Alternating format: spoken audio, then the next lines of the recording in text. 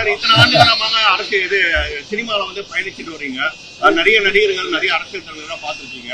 தற்பொழுது நீ ஒரு சக நடிகரா ஜனநாயக படம் முடக்கப்பட்டதுக்கு உங்களோட கருத்து என்ன சார்? சாரி எனக்கு சார் முக்கியமான கேள்வி. ஒரு மூத்த அரசியல் நடிகரா இருக்கீங்க.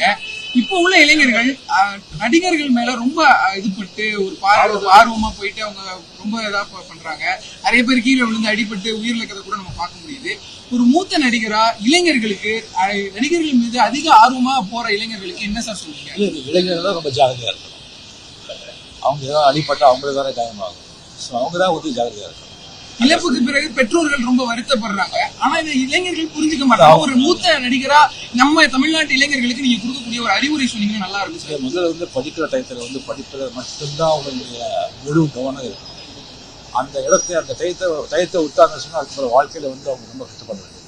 அதை மட்டும் அவங்க மைண்ட்ல வச்சுக்கிட்டு படிப்புல மட்டும் அவங்க வந்து தீவிர அவங்க சிந்தனை அவங்க எல்லாமே அதுக்கு தான் இருக்கும். முதல்ல வந்து உடம்பு ஆரோக்கியத்தை பார்த்துக்கணும். இந்த டயத்தில் முதல்ல சொல்றது வந்து இளைஞர்களுக்கு தயவு செஞ்சு இந்த குடிப்பழக்கத்து கஞ்சா இதெல்லாம் வந்து தயவு செஞ்சு வந்து அடிமையாகாதீங்க. அது பண்ண அவங்க வாழ்க்கையே கெட்டு போயிடும்.